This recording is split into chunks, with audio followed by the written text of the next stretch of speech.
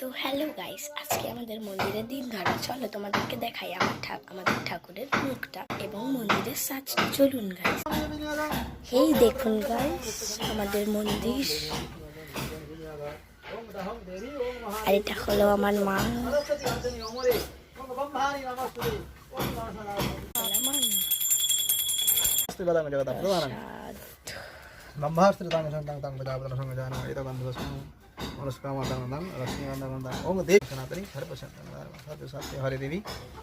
আজকে মন্দিরের সঙ্গে ঘরেরও দিন ধরা। সবাইকে হাই। আর আমাদের সিংহাসনও দেখুন, এই যে দেখুন।